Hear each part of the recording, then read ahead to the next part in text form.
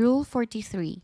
Appeals from the Court of Tax Appeals and Quasi-Judicial Agencies to the Court of Appeals.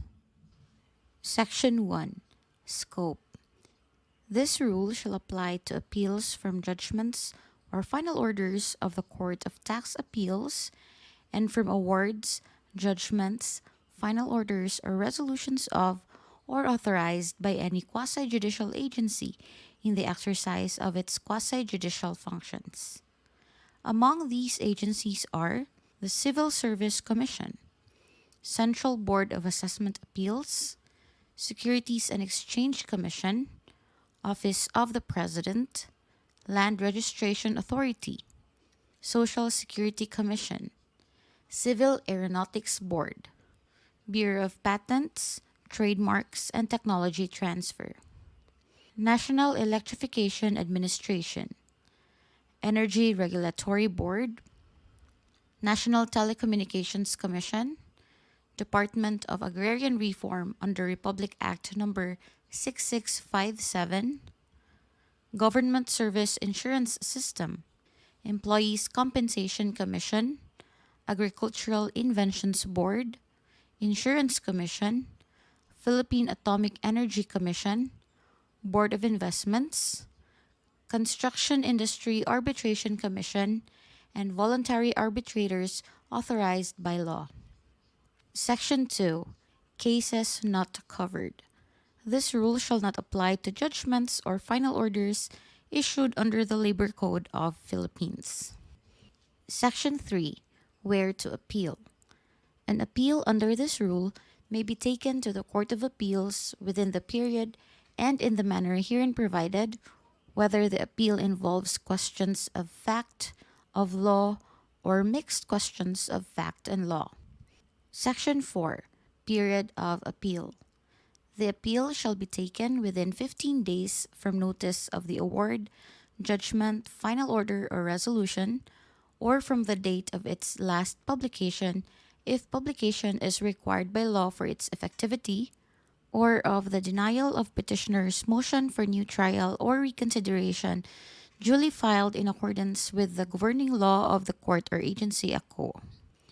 Only one motion for reconsideration shall be allowed. Upon proper motion and the payment of the full amount of the docket fee before the expiration of the reglementary period, the Court of Appeals may grant an additional period of 15 days only within which to file the petition for review. No further extension shall be granted except for the most compelling reason, and in no case to exceed 15 days. Section 5. How appeal taken. Appeal shall be taken by filing a verified petition for review in 7 legible copies with the Court of Appeals, with proof of service of a copy thereof on the adverse party and on the court or agency a quo. The original copy of the petition intended for the Court of Appeals shall be indicated as such by the petitioner. Upon the filing of the petitioner shall pay to the Clerk of Court of the Court of Appeals the docketing and other lawful fees and deposit the sum of 500 pesos for costs. Exemption from payment of docketing and other lawful fees and the deposit for costs may be granted by the Court of Appeals upon a verified motion setting forth valid grounds therefor. If the Court of Appeals denies the motion, the petitioner shall pay the docketing and other lawful fees and deposit for costs within 15 days from notice of the denial. Section 6. Contents of the petition. The petition for review shall state the full names of the parties to the case without impleading the court or agencies either as petitioners or respondents. Contain a concise statement of the facts and issues involved and the grounds relied upon for the review. Be accompanied by a clearly legible duplicate original or a certified true copy of the award, judgment, final order, or resolution appealed from, together with certified true copies of such material portions of the record referred to therein and other supporting papers. And contain a sworn certification against forum shopping as provided in the last paragraph of Section 2, Rule 42. The petition shall state the specific material dates showing that it was filed within the period fixed herein. Section 7. Effect of failure to comply with requirements. The failure of the petitioner to comply with any of the foregoing requirements regarding the payment of the docket and other lawful fees, the deposit for costs, proof of service of the petition, and the contents of, and the documents which should accompany the petition, shall be sufficient ground for the dismissal thereof. Section 8. Action on the petition. The Court of Appeals may require the respondent to file a comment on the petition, not a motion to dismiss, within 10 days from notice, or dismiss the petition if it finds the same to be patently without merit, prosecuted manifestly for delay, or the questions raised therein are too unsubstantial to require consideration. Section 9. Contents of comment. The comment shall be filed within 10 days from notice in 7 legible copies and accompanied by clearly legible certified true copies of such material portions of the record referred to therein, together with other supporting papers.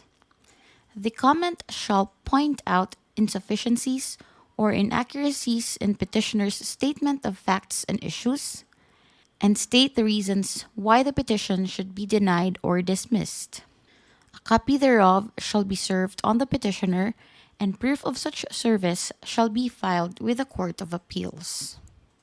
Section 10. Due course.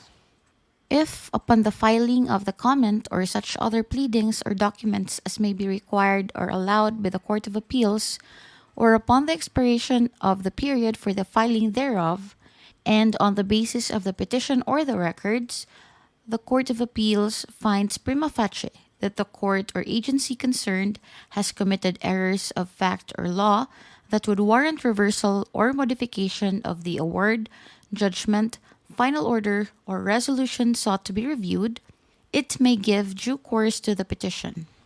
Otherwise, it shall dismiss the same. The findings of fact of the court or agency concerned, when supported by substantial evidence, shall be binding on the Court of Appeals. Section 11. Transmittal of record. Within 15 days from notice that the petition has been given due course, the Court of Appeals may require the court or agency concerned to transmit the original or a legible certified true copy of the entire record of the proceeding under review. The record to be transmitted may be abridged by agreement of all parties to the proceeding. The Court of Appeals may require or permit subsequent correction of or addition to the record. Section 12. Effect of appeal. The appeal shall not stay the award, judgment, final order, or resolution sought to be reviewed unless the Court of Appeals shall direct otherwise upon such terms as it may deem just. Section 13. Submission for decision. If the petition is given due course, the Court of Appeals may set the case for oral argument or require the parties to submit memoranda within a period of 15 days from notice. The case shall be deemed submitted for decision upon the filing of the last pleading or memorandum required by these rules or by the Court of Appeals.